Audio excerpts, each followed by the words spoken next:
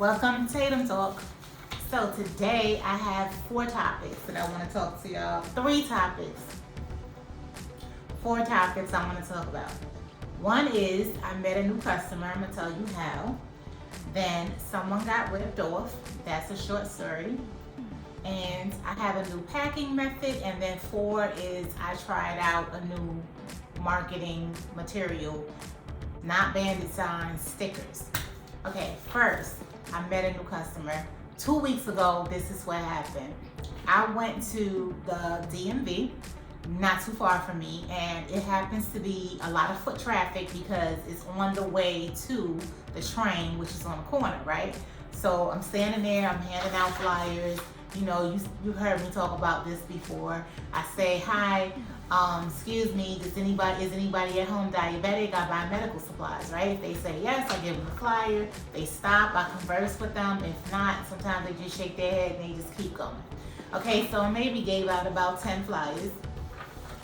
The key is not to just give out the flyer, it's also to get the phone number of the person, because that's important, because you want to be able to call them, right? Because people will take the flyer all day, but they won't call. They'll say they'll call. They'll say, yeah, my father's diabetic. Yeah, my mom is. But then they won't call. So this one guy, out of the 10 people, the one guy gave me his number. He signed my clip. I had a clipboard, sign-in sheet with a pen. He signed it. Okay, that was perfect. I waited a few days. He didn't call me, so then I called him. And I had to call probably about 5 times because either he wasn't home to check his supplies, he was just walking out the door, whatever. The 5th time I called, he said, I'm sorry, I forget things. I'm gonna look right now and call you back. So he checked his supplies, he called back, and it turned out he had about $720 worth of stuff that I could buy. I put out about 200 and some change, and I got like a $500 profit. Okay, so happy I went out there that day. I only stood outside for about an hour.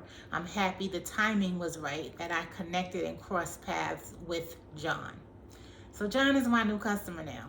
He will be calling me again next week because he's going to have a different product that wasn't ready this week for me to pick up. And that other product probably is going to be, I think I might make like $100 off of it. Okay, so I say that to say, customers are everywhere. I say that all the time. Your customers are everywhere. So, you know, people that you pass, that you public transportation, sitting next to on a train, on a bus, people at your church, the same person that you buy coffee from every day, you can converse with them about if they have people in their family that may be diabetic. You just never know. And if you don't open your mouth, you will never know. DMV. I went there today as well. There was a line around the corner. I went right before, 10 minutes before they opened. And I met 2 more people today. I don't know if that's going to turn into anything. Okay, so that's one topic. The next one, okay, somebody got ripped off. This is what you need to know. There's a guy going around on Craigslist, and I happen to have a student that bought my course in New York. The guy is in New York also. So she put an ad on Craigslist, he answered the ad. He's saying, I have 10 boxes. It's not something that she normally buys. It turns out it was fake. She bought 10 boxes, $80 a box, $800 out, right? These boxes were fake. So she didn't know, but she shipped them off to the buyer, and it's not what's supposed to be in it. And this is what happened. So there was a Sharpie pen in it, right? So she lost her money, unfortunately. And this is not the first time this has happened, because he told me a story of a friend of his that ran into the same guy.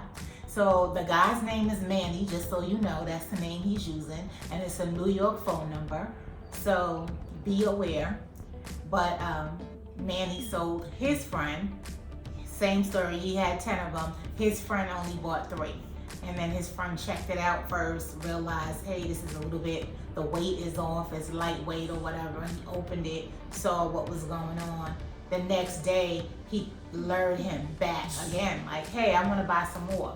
But when he met up this time, the guy came with people, and he kind of like, they kind of like threatened him, and he got his money back. So, but just beware, just so you know. And he might have other products out as well. I think you put up a picture of some other items, I'm not sure. But anyway, just be aware, if someone has too many boxes of one thing, sounds too good, it's probably not a go. Okay, now I have a new packing method. So I've been buying these. These are bags that you can inflate, right? I'm going to show you the picture for one that I already inflated, but this is a flap that goes over it, and then there's a little hole. You have to like use your hands and find the hole, and then this is the pump, and you stick it right in the hole, and then you just pump it, right? Here's the picture. So I found that this keeps my boxes from moving around. It's a secure, sturdy way to ship it, and I believe it's cheaper, I want to say, than bubble wrap. I believe bubble wrap is kind of expensive. So I've been using this now for about a month, and it's working out pretty good. If you want to try it, there'll be a link below. And now I'm just going to show you the advantage of using this sticker is you could get it in places where you can't get a sign. I could put a sign there, but I'm sure it would be taken down quickly. But this is a parking lot, so whoever faces this way can see it. I can't say I had great results from the stickers. I used it just for, I think I ordered just 50 of them. And I got 2 customers that week, although I don't know if it was from the stickers or not. I feel like one person said she came as a referral from someone else, so I'm not really sure. But anyway, I did like the fact that I could get them in places that I can't get a bandit sign. Coming out the grocery store, I put it here because I would never be able to get a sign here. Like I would never be able to get a sign right here where people come out at. I'm gonna check this in a few days and see how long it stays. And I go to that store pretty frequently. I noticed that it stayed up for, I wanna say, at least a month. Other places to put it is at the gas station. Now it's not gonna stay on the gas station pump that long, but think of all the people that come through the gas station. It'll be there for a decent amount of time to get some eyes on it before the people that work there realize that it's there and pull it off. Even if it's there 3 days, I think it stayed up a couple of days. I went back to that gas station and got gas and it was still there. So I don't think I got any calls from it, but if you did it consistent enough, it might turn out to be a good look. And also, if you're thinking about these small stickers differently than you're thinking of bandit signs. For bandit signs, you're placing it for like car traffic, right? But for these, it's more for like walking traffic. So you want to place it at eye level.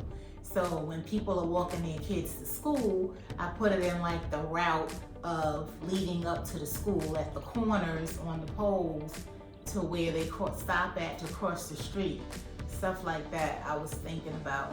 And I want to say that's it. Good talk.